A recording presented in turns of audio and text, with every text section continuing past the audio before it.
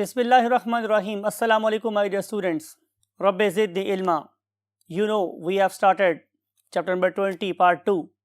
बात आप लोगों से करेंगे डीएनए की, और बहुत सी बातें आपसे पहले भी हुई हैं पार्ट 1 में, चैप्टर नंबर 2 के अंदर न्यूक्लिक एसिड वाले टॉपिक में। उन्हीं की बहुत सी बातें और उसकी कुछ एक्सटेंशंस आप लोगों से डिस्कस करेंगे आज के इस टॉपिक में। देखते हैं इस टॉपिक में क्या है, इसके लिए मूव करते हैं व्हाइट बोर्ड पे। So let's go there.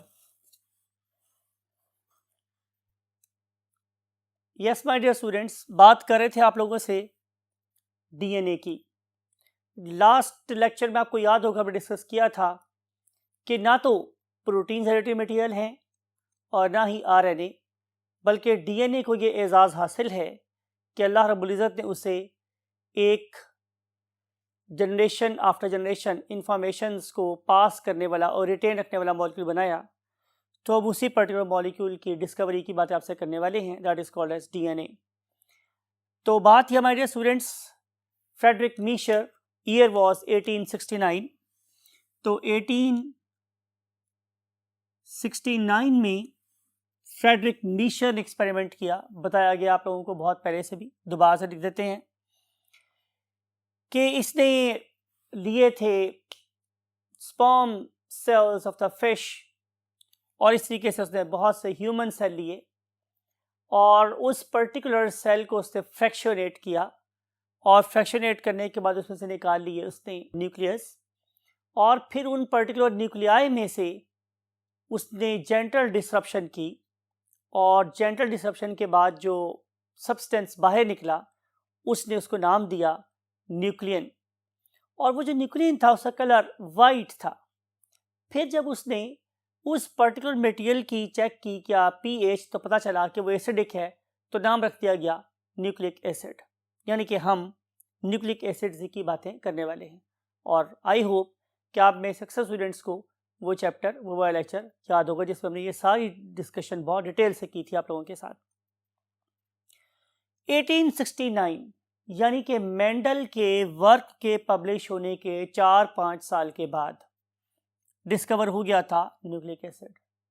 फिर माय डियर स्टूडेंट्स, निस्फ सेंचुरी गुजर गई, यानी कि 50 साल गुजर गए। इन 50 सालों में there was no improvement. 50 years तक हमारे बायोलॉजिस्ट, हमारे बायोकेमिस्ट्स, हमारे scientist, they remain all together very silent. फिर तकरीबन 50 साल गुजरने के बाद हम बात कर रहे हैं 1920 की। 1920 में फिर एक ब्रेक थ्रू आया, and this time breakthrough was by a biochemist and his name was P.A. Levine. बहुत से लोग इसे लवीन और बहुत से लोग इसे लेवीन बोलते हैं, whatever you want to say.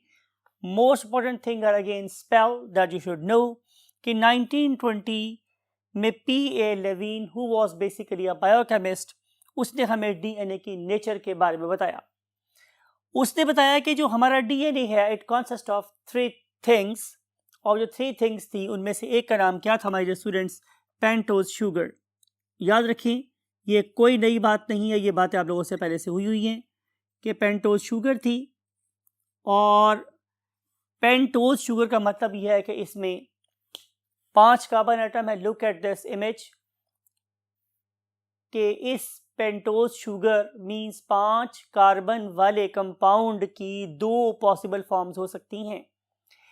एक जो अपीयर हो रही है अब, it is called as ribose sugar. अगर आप इसमें number of carbon atom find करें तो वो होगी 5, ऑक्सीजन एटम फाइंड करेंगे तो वो भी होंगे 5, और अगर हाइड्रोजन एटम की बात करेंगे तो होंगे 10। फॉर्मूला बन जाएगा C5H10O5। लेकिन अगर आप इसी के सिस्टर मॉलिक्यूल की बात करें तो आपको नजर आ रहा है कि इसमें अब भी 5 कार्बन एटम है C5, और अगर आप बात करेंगे हाइड्रोजन की तो वो भी कितनी है 10, लाइक प्रीवियस वन H10। लेकिन अगर आप इसकी ऑक्सीजन काउंट करेंगे तो क्या वो भी 5 हैं? तो आंसर इज नो। यहाँ पे ऑक्सीजन हो गई है 4, तो फॉर्मूला बनेगा C5H10O4। सवाल ये हमारे डियर स्टूडेंट्स कि ऑक्सीजन कहाँ मिसिंग है? Any guess? यस, परफेक्ट, आपने बिल्कुल सही कहा है कि कार्बन नंबर 2 पे ऑक्सीजन नहीं है। ठीक है, सवाल ये है कि यहाँ पे 2 किस्म की राइबोजेस, 2 किस्म की पेंटोजेस क्यों हैं? तो आंसर इज कि C5H10O5 पाया जाता है RNA में और इसे हम बोलते हैं राइबोज शुगर, लेकिन C5H10O4 जिसके अंदर ऑक्सीजन की कमी है, that is called as deoxyribose sugar and it is integral part of DNA। आए लिखते हैं आप लोगों के लिए। 2 फॉर्म में एग्जिस्ट करता है C5H10O5, it is integral part of RNA, ये RNA का पार्ट है। और अगर आप देख रहे हैं C5H10O4 को, तो it is integral part of DNA। तो इस तरह से मेरे पास 2 किस्म की राइबोज शुगर पाई जाती है। Next thing is phosphate. Next thing is, my dear students, what?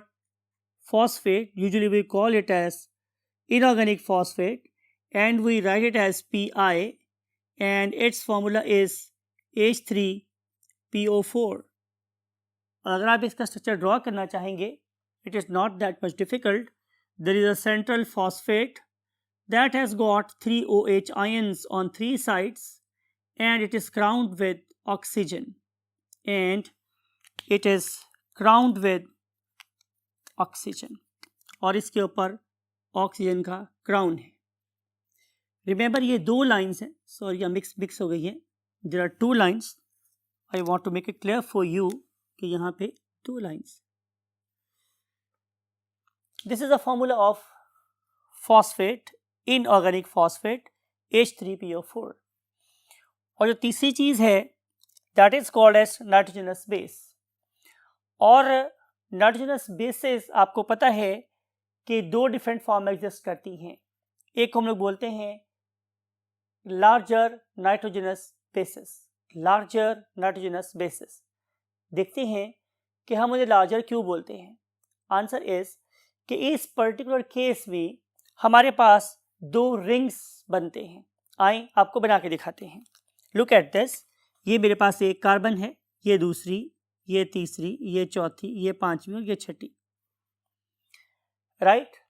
लेकिन इस वाले केस में जब हम बात करेंगे किसकी, नाइट्रोजनस बेसिस की, तो इन्हें हम नाइट्रोजनस बेसिस कहते ही इसलिए हैं बिकॉज कि इसकी इस पोजीशन पे और इस पोजीशन पे कार्बन नहीं होती बल्कि नाइट्रोजन होती है। क्या होती है हमारे students? Nitrogen. N is here and N is here. अगर आपको याद हो तो मैंने आपको लिखवाया था कि हम इसको ऐसे याद करते हैं, NCNCCC। क्या बोलते हैं हम इसे? NCNCCC। इसका मतलब ये है कि मैं इस पर्टिकुलर रिंग की काउंटिंग कहाँ से शुरू करूंगा? यहाँ से स्टार्ट करूंगा। 1, ये है 1, ये है 2, ये है 3, ये है 4, ये है 5 और ये है 6। तो बेसिकली एक हेक्सागोन है, लेकिन ये एक हेट्रोसाइक्लिक कंपाउंड है। इसका मतलब ये कि इसमें 2 किस्म के एलिमेंट्स शामिल हैं। One of them is carbon, other one is nitrogen, therefore it is heterocyclic, right my dear students. और इसका दूसरा रिंग मेरे पास कहाँ है, यह कैसे बनता है? तो इसको ब्लैक से लिखते हैं ताकि आपको समझ आ जाए। वो इसके साथ अटैच है bye means of NCN। Again हमने यहाँ पर NCN को लिखना है, NCN, राइट। बाकी बातों का आप लोगों को पता है, आपको इस बात का अंदाजा भी है कि कार्बन की वैलेंसी 4 होती है, नाइट्रोजन की वैलेंसी हमारे पास 3 होती है, राइट। तो इस सिलसिले में जो अगला काम है आप लोगों के पास वो ये है कि आप सबसे पहले इनकी वैलेंसीज बैलेंस करें। तो उसके लिए आप एक लाइन यहाँ लगाएंगे, एक लाइन यहाँ लगाएंगे, एक लाइन यहाँ लगाएंगे, एक लाइन यहाँ लगाएंगे, और जो कार्बन जो नाइट्रोजन 1 और 2 के दरम्यान में है यहाँ डबल बॉन्ड एग्जिस्ट कर रहा है, और 3, 4 में भी डबल बॉन्ड एग्जिस्ट कर रहा होता है। यहाँ पर भी हमारे पास सिर्फ एक ही double bond that is lying between nitrogen and carbon, और यहाँ पे आगे सिंगल सिंगल बॉन्ड्स प्रेजेंट हैं। राइट माय डियर स्टूडेंट्स, तो मेरा कहने का मकसद ये है माय डियर स्टूडेंट्स कि इस तरीके से बन जाते हैं मेरे पास कार्बन की वैलेंसी 4 4, यहाँ पे भी देखें हर जो लगेगी 4 हो जाएगी, यहाँ पे 2 3 ऑलरेडी प्रेजेंट है, एक ऊपर लगाऊंगा मैं अमाइनो ग्रुप, तो इसकी वैलेंसी भी क्या हो जाएगी मेरे पास पूरी हो जाएगी, मीन्स 4 हो जाएगी।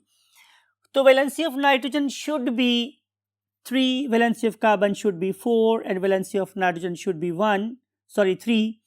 तो इस तरीके से ये बन जाता है मेरे पास पहला लार्जर नाइट्रोजनस बेस, और इसको हम कहते क्या हैं जनाब, इसे हम नाम देते हैं ए स्टैंड्स फॉर एडिनिन। तो ये पहली नाइट्रोजनस बेस है, राइट। और अगर आप इसकी सिस्टर नाइट्रोजनस बेस की बात करें तो उसका नाम है गुआनिन। आइए देखते हैं कि हम गुआनिन को कैसे बना सकते हैं। तो answer is again very simple, हम हमेशा स्टार्ट लेंगे वही NCN से। तो आपकी सहूलत के लिए हम यहाँ पे लिखते हैं N और यहाँ भी लिख देते हैं N, राइट। और बाकी सब जो हम लिखेंगे क्या, CCC, NCN, then CC and C, right. और फिर आपको याद है कि हमने क्या बोला था कि यहाँ पर भी हम लिखेंगे व्हाट, N, यहाँ पे भी लिखेंगे क्या, N। मैं चाह रहा हूँ ताकि आपको कलर कोडिंग चेंज ना हो, तो यहाँ पे हम यही लिख रहे हैं आप लोगों के साथ N एंड देन N, और फिर जाहिर है हमें यहाँ लिखना पड़ेगा क्या, C, राइट। तो बेसिक स्ट्रक्चर हमने बना लिया है, वैलेंसी दोबारा से पूरी करेंगे। पहले हम इन सब लाइनों पे एक लाइन से जोड़ेंगे, राइट, सिंगल लाइन से जोड़ेंगे, और उसके बाद हम इनके वैलेंसी को करके पूरा कर देंगे। आपने याद ही रखना है माय डियर स्टूडेंट्स, बात बड़ी इंपॉर्टेंट है और पते की है, वो ये कि एडेनिन में अमाइनो ग्रुप कार्बन नंबर 4 पे अटैच है और गुआनिन में अमाइनो ग्रुप कार्बन नंबर 2 पे अटैच है, राइट। बात समझ गए आप लोगों को। फिर ये वैलेंसी हो गई मेरे पास क्या, पूरी। देन अगर आप इस कार्बन की बात करें तो किसी फॉस्फेट की तरह से ये वाली कार्बन भी क्राउंड है with oxygen, it is crowned with oxygen, right. इसके अलावा आपने इसके अंदर कोई चीज याद नहीं रखनी, आपने सिर्फ और सिर्फ अब इसकी वैलेंसी पूरी कर देनी है। तो एक ऐसा molecule that is crowned with oxygen and has got amino group at carbon number 2 is none other than guanine. It is represented by capital G. ये जो दो बड़ी नाइट्रोजनस बेसेस है, मीन्स एडेनिन और गुआनिन, इनको हम लोग मिला के एक ही नाम देते हैं and that very name is called as purine. आपको याद होगा मैंने बोला था कि प्यूरीन का नाम छोटा है लेकिन इसकी दो नाइट्रोजनस बेसेस वो बहरहाल क्या हैं, काफ़ी बड़ी बड़ी हैं, because they consist of 2 rings, 1 ring consists of 6 corners and other ring consists of 5 corners। तो ये बन गई मेरे पास क्या, नाइट्रोजनस बेस की पहली type that is called as purine. और अब हम बात करते हैं छोटी नाइट्रोजनस बेसेस की, जिसे मैं आम तौर पे कट के नाम से याद करवाता हूँ, बिकॉज कि हमारी पिरिमिडीन में 3 किस्म की नाइट्रोजनस बेसेस शामिल हैं, राइट। जाहिर है साइटोसिन, यूरासिल और थाइमीन। आए हम इनको भी बनाना सीखते हैं। इस पर्पस के लिए चूंकि ये छोटी हैं तो इसके अंदर सिर्फ और सिर्फ एक ही रिंग शामिल होगा, तो सबसे पहले हम रिंग्स ड्रॉ करते हैं। जाहिर है हम स्टार्ट करेंगे N से, N यहाँ पे लिखेंगे तो उसको छोड़ रहा हूँ मैं आप लोगों के लिए, फिर यहाँ पे C आएगा, C लिख रहा हूँ, फिर आने का उसको छोड़ रहा हूँ, फिर आगे हमारे पास सारे क्या आ जाएंगे, CCC आ जाएंगे। यही काम यहाँ पर भी कर लेते हैं, पहले से हम इन सब का CCC लिख लेते हैं,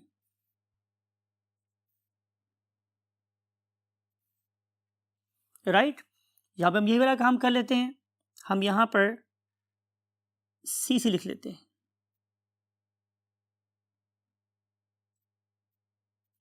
राइट। और जो बाकी मेरे पास बच गए हैं नाइट्रोजन है, इसलिए हम लोग इसको N से लिख लेते हैं, N एंड देन N। यहाँ पर भी हम लिखेंगे क्या, N, और यहाँ पर भी लिखेंगे N, सिमिलरली N यहाँ पर और N यहाँ पे। Now we have made the infrastructure, यानी कि हम बेसिक चीज़ें बना चुके हैं। हमें पता है कि हमेशा NCNCCC NCNCCC और फिर वही बात है NCNCCC ही चलना है, राइट। मैं ये रिकमेंड करूँगा कि आप सबसे पहले इस सेंट्रल मॉलिक्यूल को बनाना सीखें, और सेंट्रल मॉलिक्यूल का नाम क्या है? You stands for uracil. यानी कि अगर आप लोगों को यूरासिल बनाना आ जाता है तो आप लोगों के लिए बाकी दो चीज़ें बनाना आसान हो जाएगी, मीन, साइटोसिन और थाइमीन। देखते हैं कि हम यूरासिल को आसानी से कैसे बना सकते हैं। By placing 2 oxygen crowns, by placing 2 oxygen crown, 1 at carbon number 2, 1 at carbon number 2 and 1 at carbon number what? 4, right। अगर आपको ये वाला स्ट्रक्चर याद है इतना, तो आगे तो कोई मुश्किल बात नहीं है। आगे तो सिर्फ और सिर्फ आप लोगों ने क्या करना है, वैलेंसी पूरी करनी है। तो वैलेंसी आप पूरी कर सकते हैं by just placing lines over here, look at this। तो पहला काम आपने याद रखना है कि आपने NCNCCC के साथ 2 ऑक्सीजन क्या लगाने हैं, एटम्स लगा देनी है, 1 at carbon number 2, other at carbon number 4, ठीक है। अब देखिए माय डियर स्टूडेंट्स, अगर आप क्या करते हैं कि आप इसी मॉलिक्यूल को उठाकर यहाँ पे ड्रॉ करते हैं, देखें मैं वैसे ही ड्रॉ कर रहा हूँ, नो डिफरेंस एट ऑल। लेकिन अब मैं कार्बन नंबर 4 पे प्रेजेंट ऑक्सीजन की बजाय, कार्बन नंबर 4 कौन सा था, ये वाला, कार्बन नंबर 4 पे ऑक्सीजन की बजाय अगर मैं अटैच कर देता हूं एक NH2 ग्रुप, राइट, तो ये बन जाएगा मेरे पास क्या, cytosine. It will become cytosine. तो साइटोसिन बनाने के लिए आप लोगों ने बेसिकली कार्बन नंबर 4 पे अमाइनो ग्रुप अटैच करना है, राइट। अब हम चलते हैं लास्ट चीज की तरफ, that is called as what, thymine. Thymine बनाने के लिए आप लोगों ने अगेन पहले तो बात है इनको आपस में लिंक कर देंगे आप, ये आपने लिंक कर दिया इन सबको, और यहाँ पे भी प्रेजेंट है वही ऑक्सीजन वाला क्राउन। तो इन तीनों में ऑक्सीजन क्राउन कॉमन है, यहाँ पर भी और यहाँ पर भी, no difference at all. Variation is basically lying at carbon number what, 4 पे अगर अमाइनो ग्रुप है तो क्या है मेरे पास, साइटोसिन, और अगर ऑक्सीजन है तो क्या है, यूरासिल। लेकिन अगर मैं इस यूरासिल वाले ऑक्सीजन के साथ एक एडिशन करूं कि मैं इस कार्बन नंबर 5 पे CH3 मिथाइल ग्रुप लगा दूं, तो फिर ये मेरे पास बन जाएगी क्या, थाइमीन। तो अगर आप लोगों को माय डियर स्टूडेंट्स ये वाला सेंटर एटम मॉलिक्यूल याद है, ठीक है, तो इसमें सिर्फ एक सब्स्टिट्यूशन करके आप बना सकते हैं अमाइनो ग्रुप, और इसमें एक एडिशन करके बना सकते हैं थाइमीन। तो आपने, मैं दोबारा बोल रहा हूँ, याद करना है यूरासिल। यूरासिल की करेंगे सब्स्टिट्यूशन तो बन जाएगी क्या, एडिनिन, और अगर करेंगे मिथाइलेशन या एडिशन तो बन जाएगी क्या, थाइमीन। तो आप लोगों ने ये फॉर्मूला ऐसे याद भी करने हैं, बिकॉज कि हम आपसे ये वाली बात भी पूछ सकते हैं। तो हेंस ये जो 3 किस्म की नाइट्रोजनस बेसेस हैं, we collectively say them as smaller nitrogenous bases. ये छोटी हैं, इसमें 2 रिंग नहीं है, इसके अंदर एक रिंग है। तो जब मेरे पास एक रिंग होगा तो हम इसे बोलेंगे स्मॉलर नाइट्रोजनस बेसिस, लेकिन इनका नाम बड़ा है और हम इसे नाम कह देते हैं पिरिमिडीन्स, राइट। तो इन सारी की सारी इंफॉर्मेशंस को हमें फ्रेडरिक मीशर ने दिया 1869 में। दोबारा से क्विक रिव्यू लेते हैं। सबसे पहली बात यह है कि 1869 में SPA लिवीन और लेविन ने बताया कि हमारा DNA रिपीटेड यूनिट्स पे कंसिस्ट करता है। हर रिपीट या हर यूनिट क्या कहलाती है, न्यूक्लियोटाइड, और हर न्यूक्लियोटाइड के अंदर 3 चीजें शामिल होती हैं। One of them is called as a pentose sugar, और उसकी कार्बन नंबर 5 पे अटैच होती है फॉस्फेट, और कार्बन नंबर 1 पे अटैच होती है इन 5 में से कोई एक nitrogenous base. Who gave us this information, P.A. Levene in 1920। इसके बारे में फर्दर इंफॉर्मेशन के लिए और इंफॉर्मेशन में क्या क्या मिली, इसके लिए मूव करते हैं to the next part of the board. Yes my dear students, बात की थी हमने आप लोगों से P.A. लेविन की, यू कैन से डिडक्शंस की, या जो उसने डिड्यूस किया, आए हम उनको आपस में जोड़ के देखते हैं। ऐसा करते हैं कि हम लोग सबसे पहले एक पेंटोज शुगर ड्रॉ करते हैं। This pentose sugar is C1, C2, C3 and C4। these are 4 carbon atoms or they are connected with one another by means of oxygen bond. यहाँ पे ऑक्सीजन होगी, इससे अटैच होगी इससे. तो ये मेरे पास बेसिकली एक पेंटोज शुगर है, लेकिन चूंकि इसमें 4 कार्बन अटैच हैं तो लिहाजा इस रिंग को मैं फिरानोज रिंग का नाम दूंगा. और इसकी कार्बन नंबर 5 कहाँ अटैच होती है? It is basically protruding out of the plane. ये प्लेन से बाहर निकली हुई है, इसलिए हम इसे बोलते हैं कि it is something like the sail of the boat. ठीक है, किसी एक कश्ती के बाद पैमा की तरह से ये बाहर निकली हुई होती है. और it is something like it के जैसे हमने अपनी कार के ऊपर कोई एंटीना लगाया हुआ हो तो वो कार की सरफेस से बाहर निकला हुआ होता है. This carbon number 5 is over here and then look at this कि अगर ये डीऑक्सीराइबोज शुगर है तो फिर इसी कार्बन नंबर 3 पे तो OH प्रेजेंट है, लेकिन कार्बन नंबर 2 पे सिर्फ H प्रेजेंट होगा बिकॉज कि मैंने कार्बन नंबर 2 में से ऑक्सीजन निकाल दी है. Therefore it's name is deoxyribose sugar. Right, अब इस कार्बन नंबर 5 पे अटैच होती है क्या? एक फॉस्फेट. और फॉस्फेट का फार्मूला आप लोगों को याद है, मैंने क्या बोला था? ये होता है H3PO4. ये है फॉर्मूला फॉस्फेट का. और कार्बन नंबर 1 पे क्या अटैच होती है? कार्बन नंबर 1 पे अटैच होती है मेरे पास कोई भी nitrogenous base, NB nitrogenous base. और अभी डिस्कस किया मैंने आप लोगों से कि इधर this particular nitrogenous base can be a purine और इट कैन बी अ पेरिमिडीन. ये दोनों में से कोई भी हो सकती है. और आपको याद है कि जब मैंने बात की थी प्यूरिन की तो it can be either adenine और इट कैन बी गुआनिन. दोनों में से कोई भी लग सकती है. अगर यहाँ पे अटैच हुई एडिनिन तो इसका नाम हो जाएगा adenine nucleotide.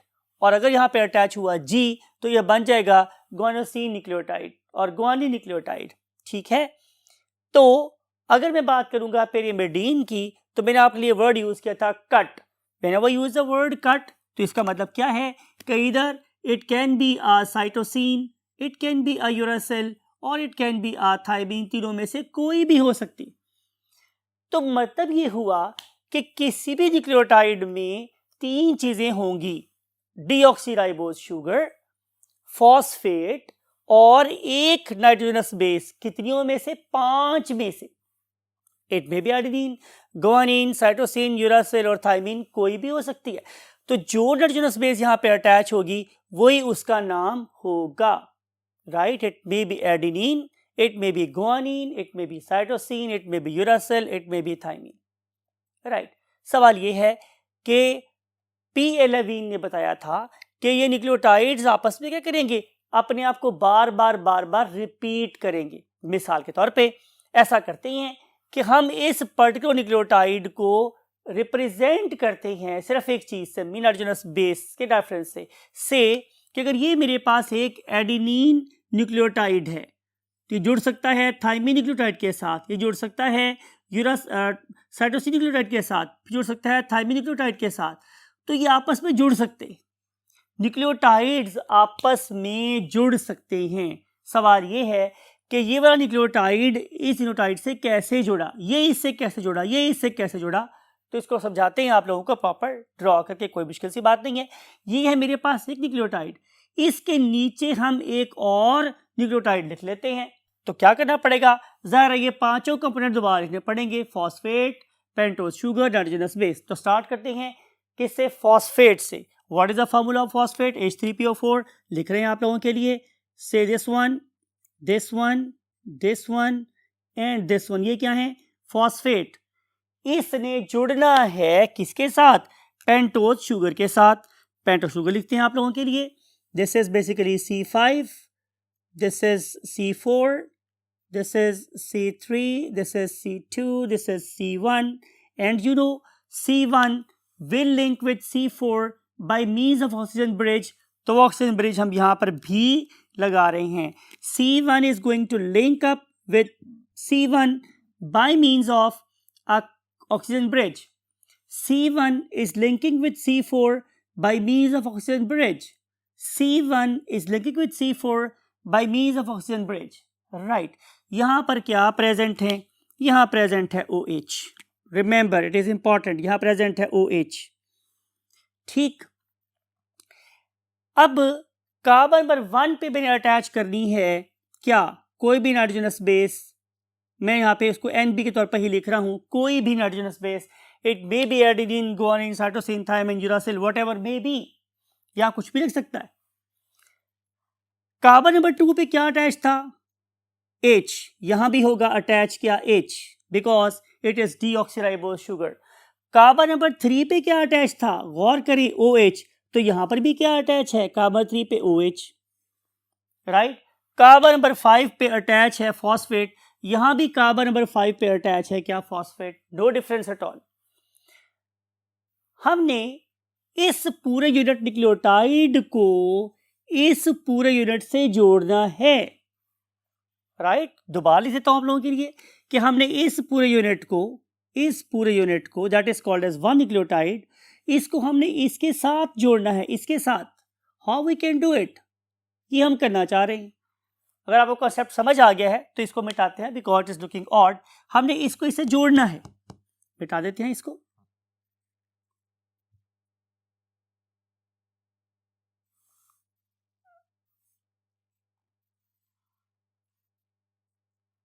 Right my dear students. Concept is important. आपको समझ आ गई है. मैंने इसको इससे जोड़ना है. कोई मुश्किल बात नहीं है. पहले न्यूक्लियोटाइड का कार्बन नंबर 3 क्या रखता है? OH. न्यूक्लियोटाइड नंबर 2 का कार्बन नंबर 5 पे प्रेजेंट फॉस्फेट क्या रखता है? OH. दोबारा रिवाइज कर रहा हूं बिकॉज अगला सारा चैप्टर इस बात पे बेस करता है. मैं इतना जोर क्यों लगा रहा हूं आपको समझाने के लिए? अगला सारा चैप्टर इस एक बॉन्ड पे बेस कर रहा है. So be focused, be concentrating. Right. Carbon number 3 nucleotide number 1 की बात हो रही है. It may be number 21, it may be 22, it may be 100, it may be 101. कोई भी न्यूक्लियोटाइड, उसका जो ऊपर वाला न्यूक्लियोटाइड होगा उस पे कार्बन नंबर 3 क्या रखता है? OH. और अगला न्यूक्लियोटाइड कार्बन नंबर 5 पे क्या रखता है? फॉस्फेट. जो ही ये वाले दो H आमने सामने आएंगे तो यहां पे एलिमिनेशन हो जाएगी वाटर की. इसका H और इसका OH फारिग हो जाएंगे. राइट. रिजल्ट में इस ऑक्सीजन के पास होगा इलेक्ट्रॉन फारिग और इस फॉस्फेट के पास भी होगा क्या? एक इलेक्ट्रॉन स्पेयर या फारिग. वो कहेंगे तन्हा तन्हा यहां है जीना, कोई बात है तो आओ शेक हैंड कर लेते हैं. जिसके रिजल्ट में ये वाली ऑक्सीजन इस फॉस्फेट से क्या करेगी? शेक हैंड कर लेगी और यहां पे एक बॉन्ड बनाएगी जिसका नाम है फॉस्फो एस्टर बॉन्ड. ये है फॉस्फो एस्टर बॉन्ड. ठीक है. सिमिलरली ऐसा ही एक बॉन्ड यहां भी बनेगा. Look at this. यहां भी यही बॉन्ड बन रहा है. यहां पे भी फॉस्फेट का OH और इसी कार्बन नंबर 5 को OH आमने सामने हैं. तो यहां पे भी क्या होगा माय डियर स्टूडेंट्स? यहां पे भी हम H2O को यहां से रिमूव कर देंगे. अब एक इलेक्ट्रॉन फारिग इस ऑक्सीजन का, एक इलेक्ट्रॉन फारिग इस कार्बन का. तो वो भी क्या करेंगे? कहेंगे वही बात, तन्हा तन्हा जीना ये कोई बात है तो आओ दोस्ती कर लेते हैं. तो ये भी क्या करेंगे? आपस में दोस्ती कर लेंगे और एक फॉस्फो एस्टर बॉन्ड यहां बन जाएगा. अब हम करते क्या हैं? इन दोनों के दोनों बॉन्ड्स को एक ही नाम से पुकारते हैं. क्या नाम है तुम्हारा? तो आंसर इज फॉस्फोडाई एस्टर बॉन्ड. यानी कि एक ऐसी फॉस्फेट जो एक एस्टर बॉन्ड ऊपर बना रही है और एक एस्टर बॉन्ड नीचे बना रही है. भाई सवाल ये है कि हम इसमें से किस बॉन्ड को बोलेंगे एस्टर बॉन्ड? तो आंसर इज पॉक बॉन्ड को. POC bond.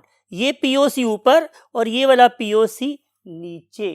तो जब हमारे पास POC बॉन्ड आपस में इकट्ठे हों, एक ऐसे मॉलिक्यूल के साथ that is crowned with oxygen, तो उसे हम बोलते हैं एस्टर बॉन्ड। चूंकि यहाँ फॉस्फेट शामिल है तो बोलेंगे फॉस्फो एस्टर, चूंकि दो बन रहे हैं तो बोलेंगे फॉस्फो डाई एस्टर। व्हेनेवर, आज की पंच लाइन, आखिरी और मोस्ट इंपॉर्टेंट बात, कि जब भी मैंने दो न्यूक्लियोटाइड को आपस में जोड़ना है तो मुझे फॉस्फो डाई एस्टर बॉन्ड ही बनाना पड़ेगा। अब आज की सबसे अहम बात और इस पर्टिकुलर चैप्टर की फाउंडेशन, आप ऐसे 10 से जोड़े, 10 न्यूक्लियोटाइड जोड़े या 100 न्यूक्लियोटाइड जोड़े या 1000 न्यूक्लियोटाइड जोड़े या लाख न्यूक्लियोटाइड जोड़े, हमेशा क्या होगा कि जो सबसे पहला न्यूक्लियोटाइड होगा उसका कार्बन नंबर 5 अपने फॉस्फेट के साथ हमेशा अवेलेबल है to make a bond. Similarly इस पर्टिकुलर चेन का चाहे ये 10 पे कंसिस्ट करे या 100 पे कंसिस्ट करे है, उसका आखिरी कार्बन नंबर 3 अपने OH के साथ अवेलेबल है टू इलोंगेट द चेन। ये बड़ी इंपॉर्टेंट बात है, बड़े फोकस करने वाली बात है कि कार्बन नंबर 3 पे OH का होना बहुत ज़रूरी है। अगर कार्बन नंबर 3 पे माय डियर स्टूडेंट्स की तरीके से OH ना हो, हम उसे एक्सपेरिमेंटली रिमूव कर दें या यहाँ पे म्यूटेशन हो जाए तो फिर चेन इलोंगेशन क्या होगी, रुक जाएगी, राइट। इसलिए हम, आपको याद होगा कि हमने पार्ट 1 में ये बात कही थी कि हमारा DNA 2 स्ट्रैंड पे कंसिस्ट करता है, आपको याद होगा। और मैंने ये बोला था कि एक चेन का नाम होता है 5 बार 3 बार चेन। उसमें जो 5 बार था वो ये फॉस्फेट वाला बार है और जो 3 बार है वो ये OH वाला यू कैन से एंड है। तो 5 बार 3 बार वाला क्या है, एक पॉलीन्यूक्लियोटाइड चेन है। और आपको ये वाली बात भी याद होगी कि हमने बोला था कि DNA is basically a double helical structure, और जो डबल हेलिकल स्ट्रक्चर है they always lie anti parallel to each other. भाई पैरेलल तो हैं, पैरेलल का मतलब क्या है, दोनों एक दूसरे के साथ इक्वल फासले पे चलते जा रहे हैं, किसी लाइन की दो पटड़ियों की तरह से, किसी दरिया के दो किनारों की तरह से। तो पैरेलल तो है, लेकिन प्रॉब्लम क्या है, इनके डायरेक्शन ओपोजिट है। अगर इसका 5 बार ऊपर है तो इसका 5 बार नीचे है, अगर इसका 3 बार नीचे है तो इसका 3 बार ऊपर। तो जब दो चेन्स एक दूसरे के साथ साथ चल रही हों लेकिन डायरेक्शन में ओपोजिट हों तो हम क्या टर्म यूज करते थे, बिल्कुल ठीक, anti parallel chain, anti parallel chain, right. तो आपसे आज की डिस्कशन में जो बात बतानी है वो यही है कि किसी भी न्यूक्लियोटाइड का आगाज कार्बन नंबर 5 से होता है और वो वाला न्यूक्लियोटाइड अपनी चेन को इलोंगेट करवा सकता है at carbon number 3। It can never occur at carbon number 2 because there is no OH। और आपको ये भी याद है कि जब हम दो ऑर्गेनिक मॉलिक्यूल दूसरे के पास लेके आते हैं और उसमें से हम लोग वाटर निकालते हैं तो it is called as condensation reaction. तो ये एक कंडेंसेशनल सिंथेसिस हो रही है, it is called as condensational polymerization because we are going to combine too many molecules together and want to make a huge polymer structure of the nucleotides, therefore it is called as condensational polymer। देखते हैं इस particular molecule के बारे में और मजीद बातें हमें किसके साइंटिस्ट ने क्या क्या स्टडी करने के बाद बताई हैं। इसके लिए मूव करते हैं last part of the board पे। यस माय डियर स्टूडेंट्स, अब बात करेंगे आप लोगों से एक और साइंटिस्ट की जिसका नाम मेरे पास क्या था, Erwin Chargaff. Erwin Chargaff, right my dear students. इस साइंटिस्ट ने केमिकल एनालिसिस नहीं किया, इसने हमें क्वांटिटेटिव एनालिसिस दिया।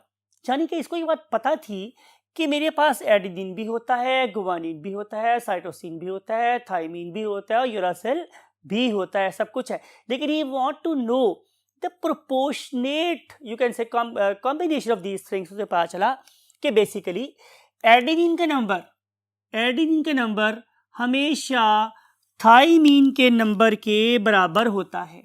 जब उसने क्या की, क्वांटिटेटिव स्टडी की तो पता चला कि दुनिया में मैं डीएनए कहीं से भी निकालूं, उसमें एडेनिन न्यूक्लियोटाइड का नंबर थाइमीन न्यूक्लियोटाइड नंबर के हमेशा बराबर होता है।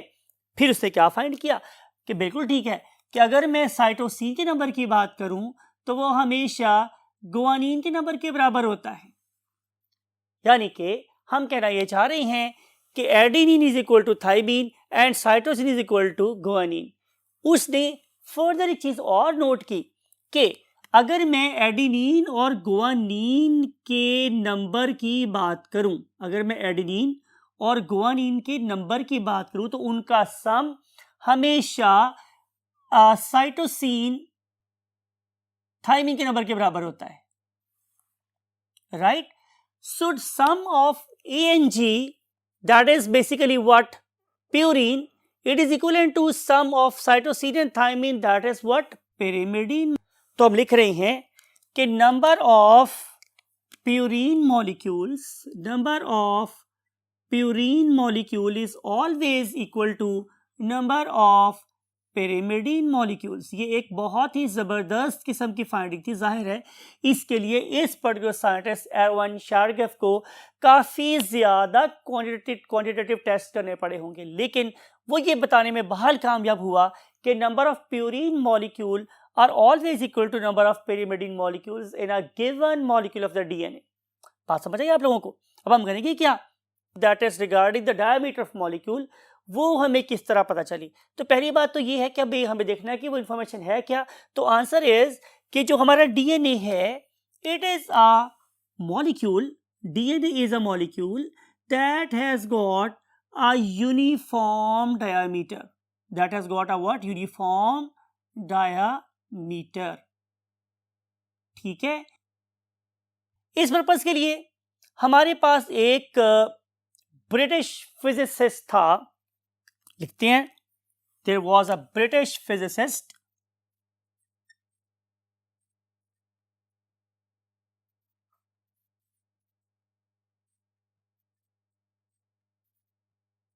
right my dear students, and her name was Rosalind Franklin।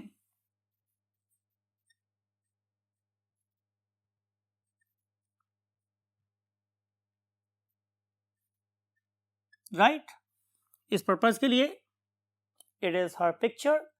आप देख सकते हैं कि ये जो मोहतरमा थी, ये बेसिकली एक रेडियोलॉजिस्ट थी। Whenever we use the term radiologist, it means she was doing experiments with radiations, और उसने जिस टेक्निक का सहारा लिया उसे हम नाम देते हैं एक्सरे डाइफ्रैक्शन एनालिसिस। क्या उससे किया स्टूडेंट्स हमारे पास? एक्सरे डाइफ्रैक्शन टेक्निक यूज की उसने।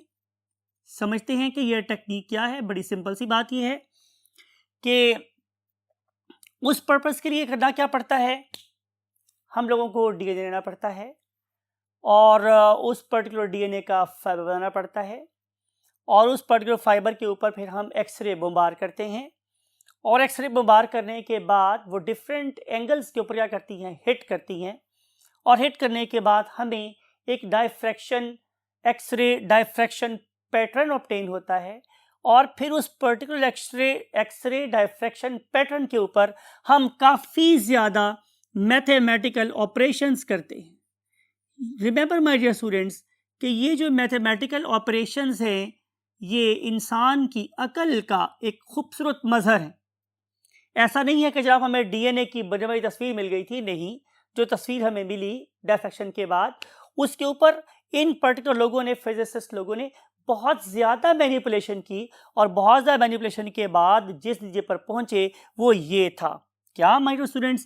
के जाहिर है DNA is a double helical structure that has got a uniform diameter, यानी कि नॉट ओनली यूनिफॉर्म डायमीटर का पता चला, बल्कि ये वाली बात भी पता चली कि ये एक डबल हेलिकल स्ट्रक्चर है। It is a double helical structure. However, इसके बारे में भी हमारी रिसर्च की फील्ड में काफ़ी ज़्यादा यू कैन से कि डिबेट पाई जाती है। सवाल यह हमारे डियर स्टूडेंट्स कि रोज़लिंड फ्रैंकलिन ने जिस पर्टिकुलर मॉलिक्यूल के ऊपर काम किया that was basically DNA molecule. इस डीएनए मॉलिक्यूल का हमें क्या बनाना पड़ता है, फाइबर। आए हम उस पर्टिकुलर साइंटिस्ट को भी ट्रिब्यूट देते हैं जिसने सबसे पहले डीएनए के फाइबर को बनाया था। तो his name was Morris Wilkin. Morris Wilkin, right.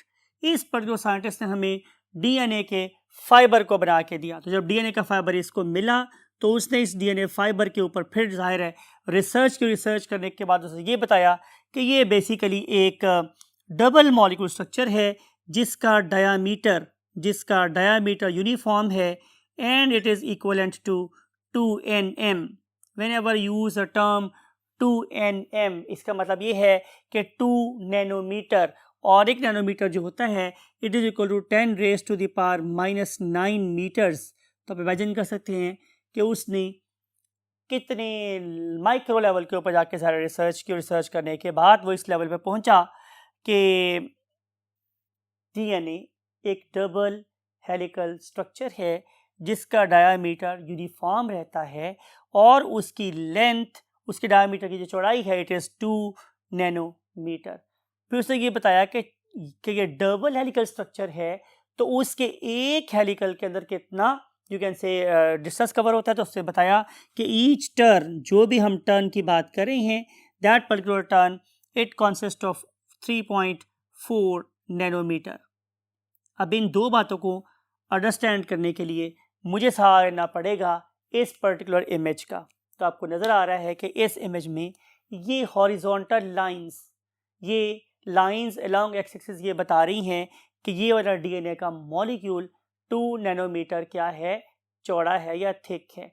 लेकिन अगर मैं इसके अंदर पाए जाने वाले क्वाइल्स की बात करूं तो हर दो क्वाइल के दरमियान जो डिस्टेंस है, लुक एट दिस। अब आपने गौर करना है वर्टिकल लाइन को जो दो क्वाइल के दरमियान में है। तो आंसर कितना आ रहा है, 3.4 नैनोमीटर। अगर मैं इस पर्टिकुलर चीज़ को अनवाइंड करूंगा तो मेरे पास एक लैडर लाइक स्ट्रक्चर बनेगा। इसे हम बोलते हैं प्राइमरी स्ट्रक्चर ऑफ डीएनए। जब मैं इसमें से एक लैडर के एक बांस के अंदर फोकस करता नजर आता है, इसके अंदर ये एक न्यूक्लियोटाइड, और अब देखिए आपको नजर आ रहे हैं यहाँ पे वो फॉस्फोएस्टर बॉन्ड्स। तो इस तरीके से ये फॉस्फोडाइएस्टर लिंकेजेस क्या बना देती हैं, जाहिर है long chains of DNA molecules. फिर ये आपस में जुड़ते हैं तो क्या बन जाता है, double ladder like structure of DNA. फिर जब ये क्वाइल होता है तो क्या बन जाता है, double helical structure of DNA. इन सारी बातों की इंफॉर्मेशन हमें कहाँ से मिली, इसके लिए कौन कौन से साइंटिस्ट ने क्या क्या कंट्रीब्यूट किया, कितने अरसे तक ये शम्मा बेनूरी में चलती रही, तो आखिरकार हमें डीएनए के स्ट्रक्चर के बारे में पता चला। इन सारी बातों को हम स्टडी करेंगे लेक्चर नंबर 6 में आप लोगों के साथ। Till that time take very good care of yourself and your great parents. I want to say you अल्लाह हाफिज़।